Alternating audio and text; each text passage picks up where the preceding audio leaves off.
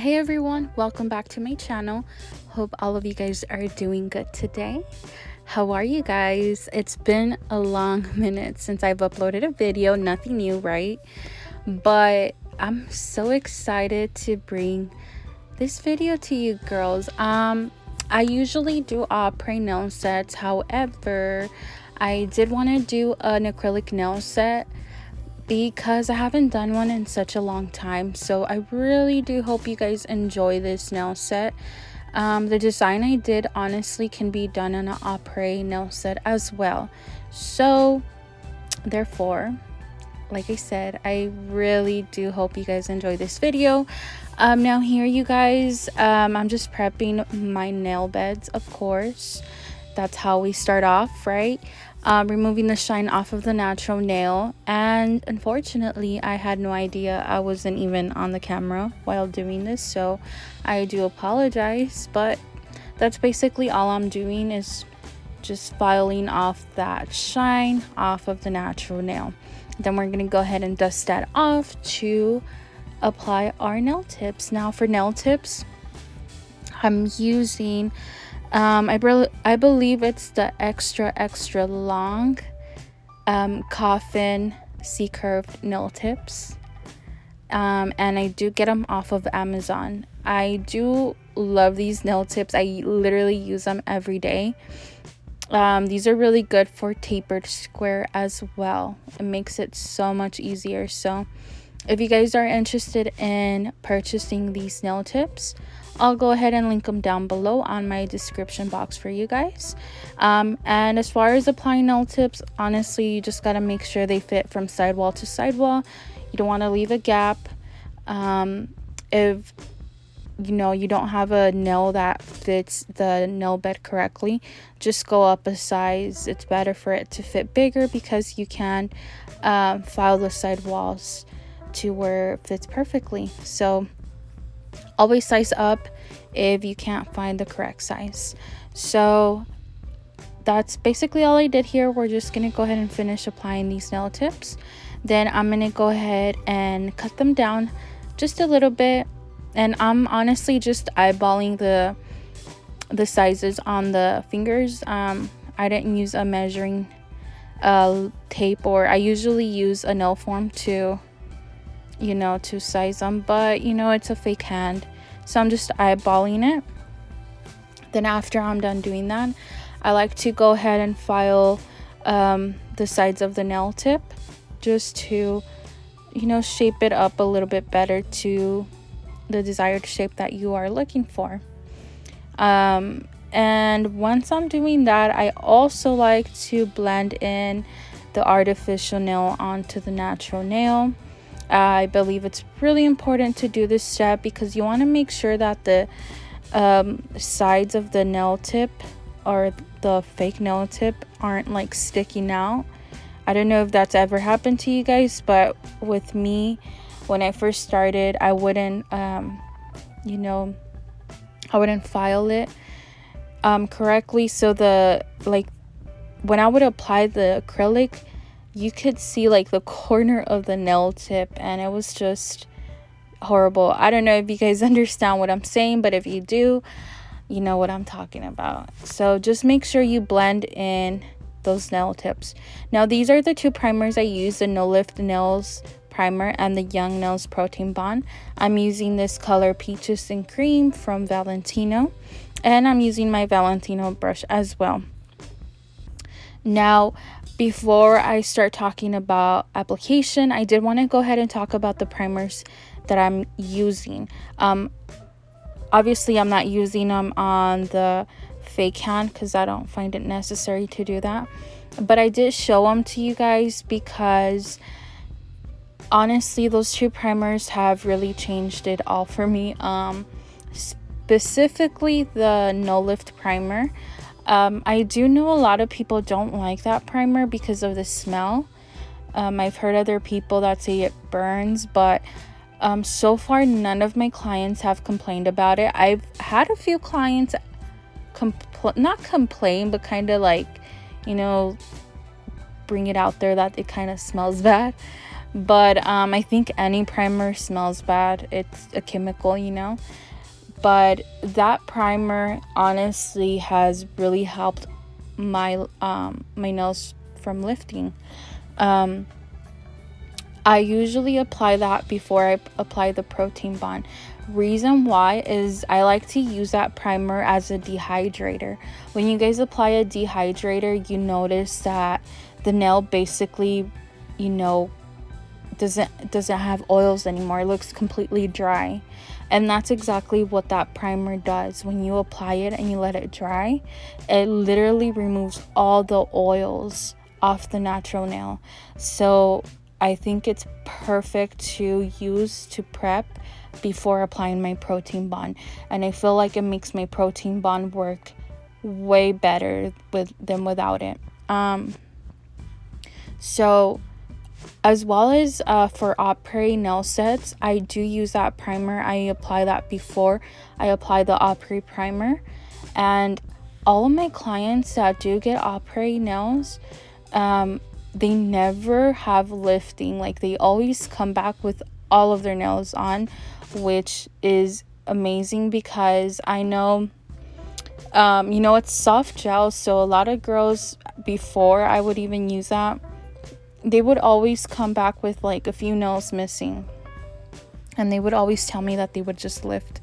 So ever since I started using that primer, honestly, you guys, it's made everything so much better for me. So I highly recommend it. If you guys are having issues with lifting, definitely try that primer.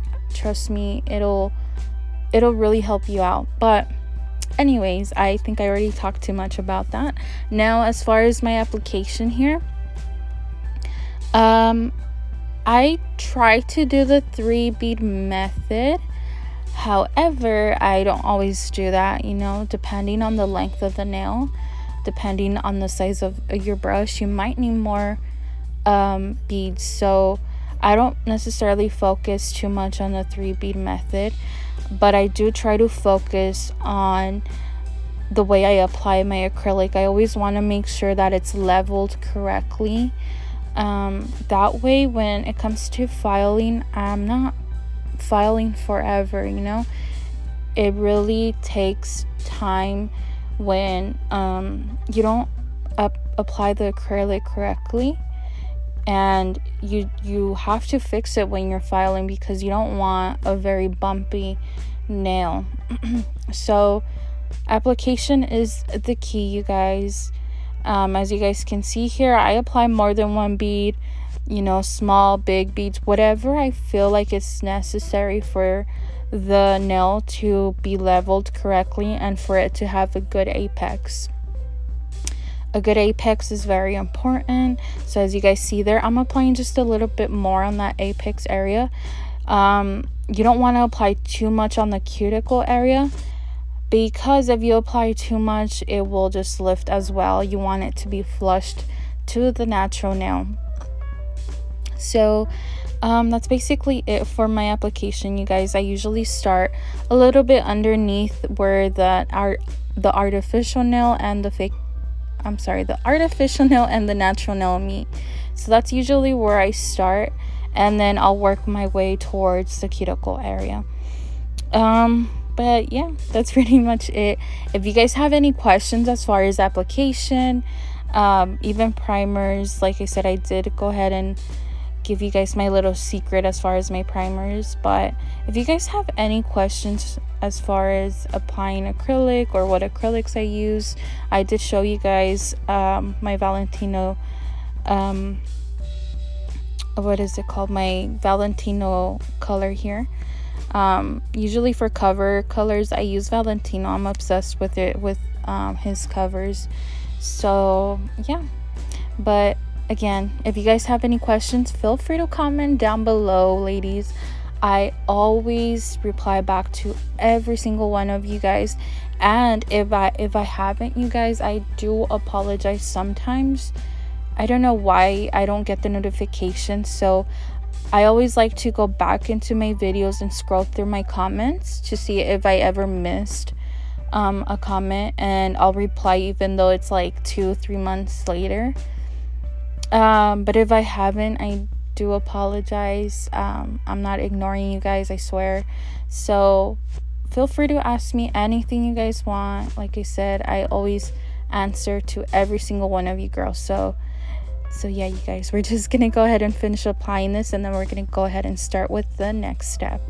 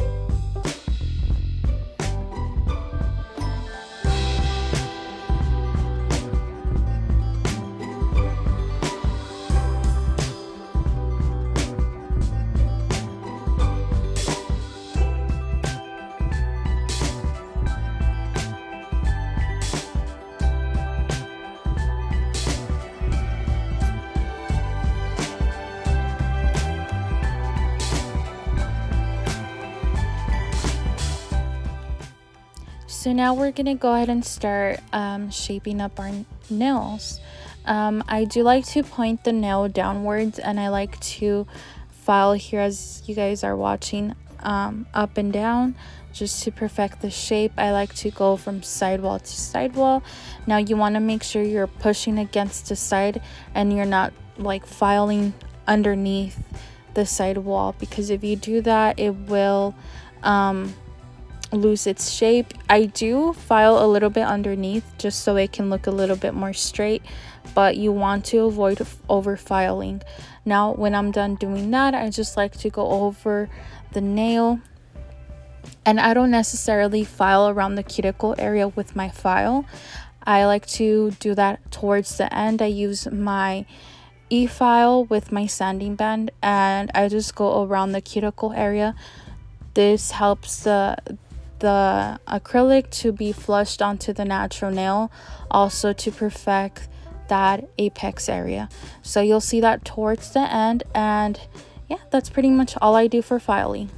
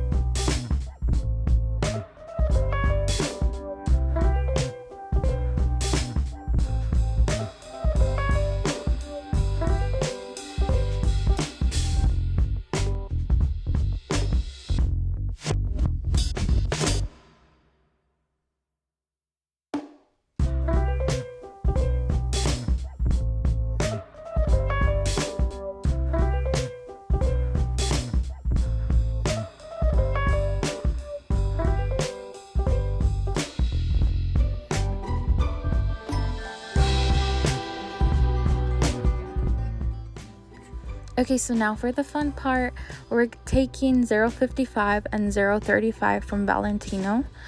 And then we're gonna take our Beetles brush, which is my favorite brushes so far. These brushes I use every day. They come in a pack of 5, and I'll link them down below for you girls.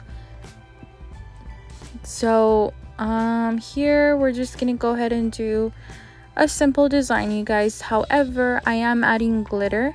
I'm gonna do a sugar effect, so I'm gonna show you guys how I do the sugar effect on nails. So basically you want to go ahead and do whatever design you want. However, for this effect I do recommend for the gel to be a little bit thick. That way when you throw the glitter on top, it adheres more properly. Also, when you're applying the glitter, you want to make sure that the gel isn't cured. You go ahead and cure the gel with the glitter. So I'll be showing you guys here in a minute. So this is a glitter I'm using, and I'm just throwing that on top. And like I said, the gel isn't cured, it's still wet. We're gonna go ahead and tap as much as we can off. And again, I'm just applying a little bit more, tapping the excess glitter. Then we're gonna go ahead and cure underneath the lamp. Now with a brush, you want to go ahead and remove all that extra glitter, and voila, that's how you do a sugar effect. So now I'm taking the other gel and I'm just gonna go ahead and do little lines around that green gel.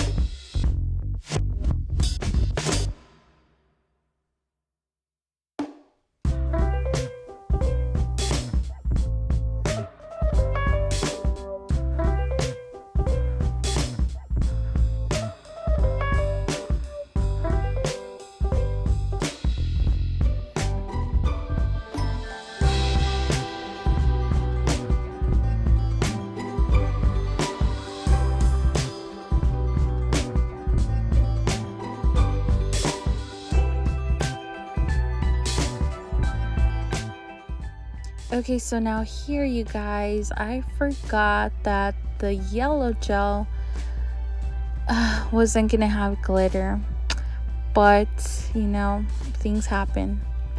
So I went back to the other nail. I applied more of that yellow gel so I can go ahead and add glitter as well, as you guys can see here. So that's what happened, but either way, I thought it came out cute. And this is how it looks. I think it looks cute either way. However, I really wanted to see how it looked without glitter, but it's okay, things happen. So now I'm gonna go ahead and do like a little what is this called, like a what do you call this? It's basically like the side little French, but I'm doing it a little bit different just so it can stand out a little bit more. So I'm going in with that green, and then I'm going to go ahead and outline it a little bit with the yellow.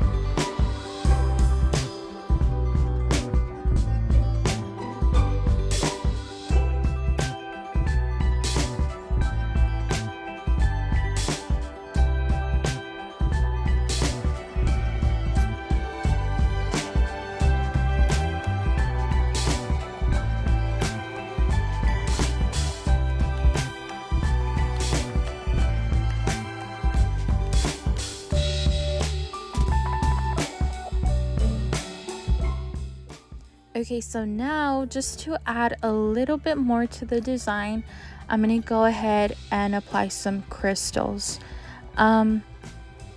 For my crystals, I do use the Soleil bling adhesive, which I highly recommend if you are having issues with your stones staying on.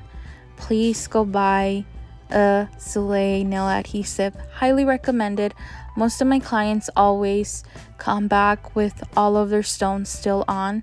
Some of them will lose stones, but nothing exaggerating. They'll probably come back with 1 or 2, maybe 3 of them missing, but nothing, like I said, nothing too exaggerating. But yeah, we're just gonna go ahead and finish off applying these stones here.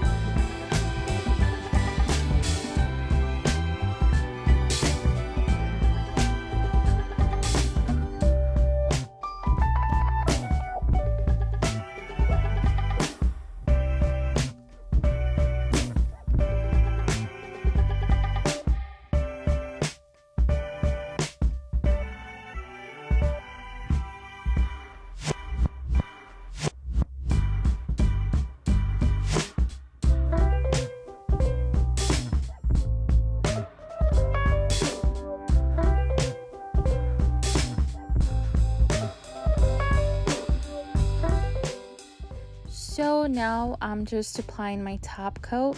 For these two fingers, I used my Koopa matte top coat, which I highly recommend. And then for the two middle fingers, I went ahead and used my Valentino gel top coat, as you guys are going to see here in a minute. There we go.